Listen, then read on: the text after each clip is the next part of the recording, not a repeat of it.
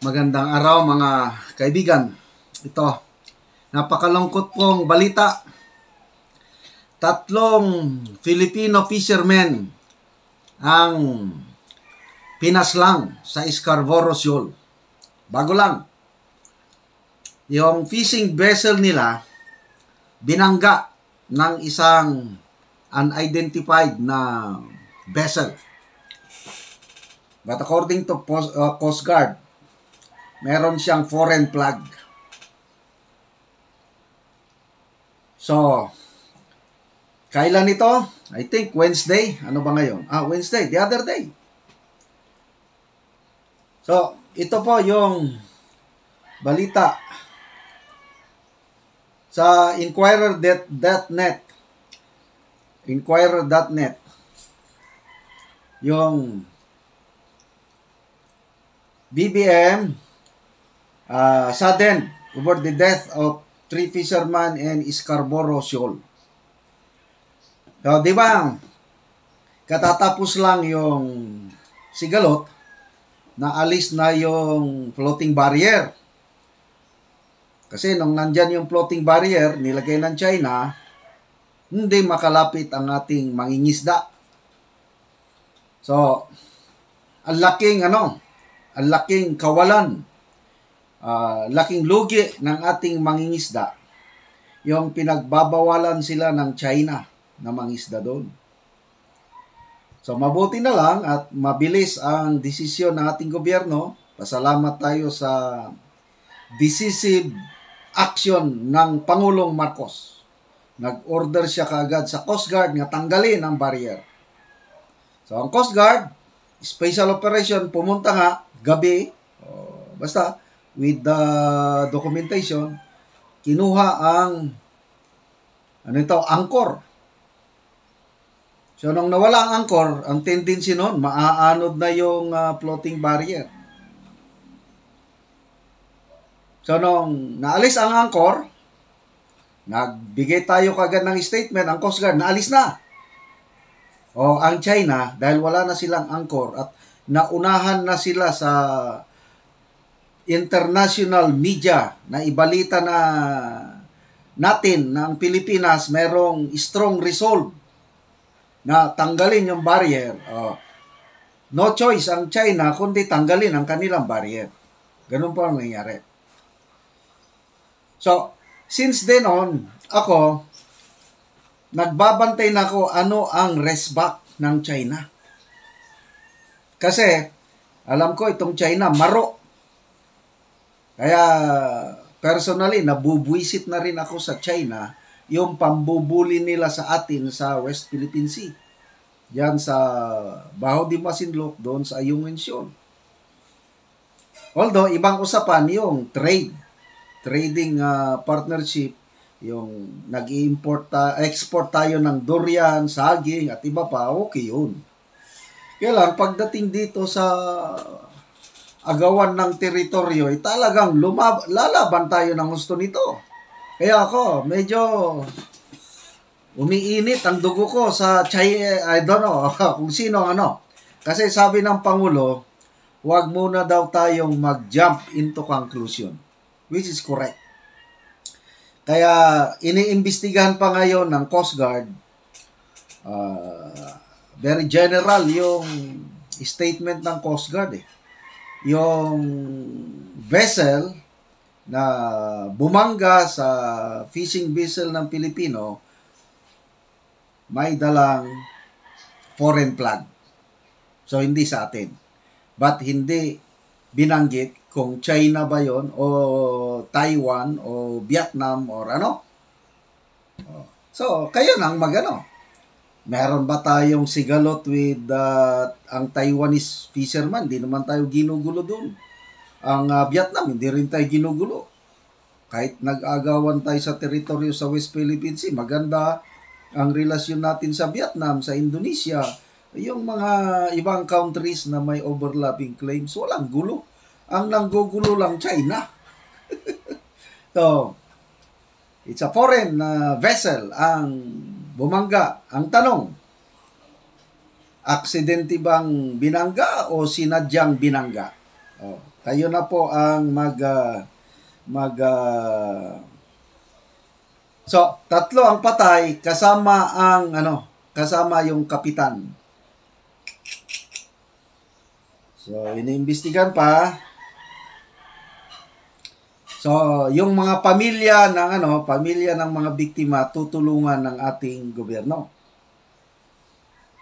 So, sabi ng Pangulo, let us allow the Philippine Coast Guard to do its job and investigate, and let us refrain from engaging in speculation in the meantime. Marcos asked the public. Sorry, Mr. President, kailangan ko lang talagang mag-vlog para mailabas ko yung aking frustration sa nangyari. I don't know kung but I have my speculation, may duda ako kung sino ang may kagagawan yan. It's a foreign country, it's a foreign vessel. Although, para hindi masyadong init, hindi ko papanganlan ng country. But I believe, maraming Pilipino, pare-parehas ko na ang suspicion kung sino ang gumawa nun. Ang gumawa nun, yung napahiya every time na may lakad ang Philippine Coast Guard, nagdadala palagi ng foreign media o local and foreign media at nabubuking yung pambubuli nila sa atin kasi lumalabas na sa international media kung anong klaseng bansa ito na number 1 na bully, wala siyang respeto sa international laws. Umaangkin siya ng mga teritoryo na ang layo naman sa kanya. Samantala, yung Bajo de Masinloc o Scarborough Shoal na yan, it is napakalapit sa atin. It's only 240 kilometers or that's, I think, 180 miles. So, pasok na pasok yung within the 200 miles exclusive economic zone. Atin talaga yan. Kahit anong balik-balik ta rin pa. Atin yan. At kailangang let's defend that territory at all cost. Nung naalis yung barrier, may panood akong, basta may article na basa ko, ang laki ng dinalis ng barrier, nakapangisda ulit ang ating mga fishermen. 70 tons of fish ang nahuli ng ating fishermen in one day. So, diyan mo makikita na na kung gaano kayaman sa isda ang lugar na yan. So, mulat sa pool, atin talaga yan. Diyan na hindi pala. Ang desisyon ng Permanent Court of Arbitration, inopen niya. It's common fishing grounds for Filipinos, Taiwanese, Vietnamese, Chinese, and everybody. Yun pala ang desisyon ng Permanent Court of Arbitration. Although, atin, okay? In-acknowledge ng Permanent Court of Arbitration within our economic exclusive zone, kailang ang korte nagsabi sa kanyang desisyon na it's a traditional fishing grounds for itong mga magkakalapit bansa. So, dapat igalang yun. So tayo, kahit atin yon, for me, okay lang na may Taiwanese, na may Vietnamese pupunta. Just share the blessing. Kasi lahat yan sa Panginoon, sa Diyos lahat yan. Ginawa niyang dagat, ang isda. Dapat mag-share lahat. Mayroong isang bansa na gustong kanya lahat. Ayan, dyan tayo nagkakagulo. Yung greediness ng bansa na yan. I'm sorry, in respect sa Pangulo na let's not speculate. But alam ko na I am 100% sure yung bansa na yan ang gumawa,